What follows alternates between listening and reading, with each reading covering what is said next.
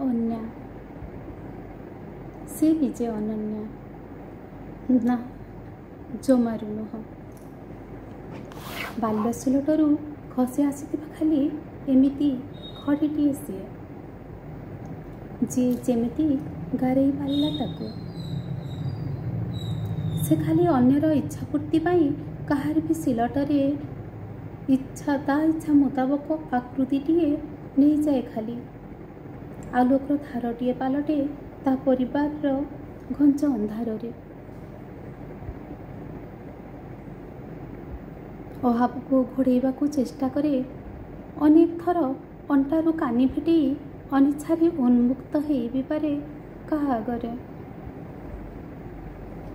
ମୁକ୍ତ ପ୍ରାଣ କେତେ ବଞ୍ଚିବେ ବୋଲି ତାରି ଆଶ୍ରାରେ ଲମ୍ବି ଯାଉଥିବା ଅସୁବିଧା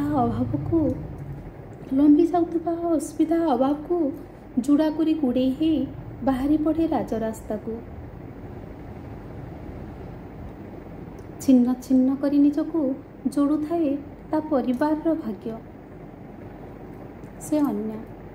ସେ ଅନ୍ୟା ଯେ ନିଜ ଭାଗ୍ୟରେ ଯୋଡ଼େ ନାହିଁ ସୂର୍ଯ୍ୟ। ଦିଗ୍ବଳ ଯାଏ ଲମ୍ବି ଯାଇ ବି ମିଶିଯାଏ ନାହିଁ ରଙ୍ଗ ଇନ୍ଦ୍ରଧନୁରେ। ଯାଚିଥିବା ରଙ୍ଗକୁ ସ୍ୱୀକାରି ବି ପାରେ ନାହିଁ, ଯେବେ ତାକୁ ସଫେଦ ଆକାଶଟିଏ ସାଜିବାକୁ ଅଛି। ତେବେ ଜୀବନକୁ ହାଲକା କରି ଉଡ଼େଇ ଦେବାର ଅଛି ଯେବେ, ସେ କେମିତି ବି ସାଜିପାରିବ କା ଜୀବନର ସବୁଜିମା।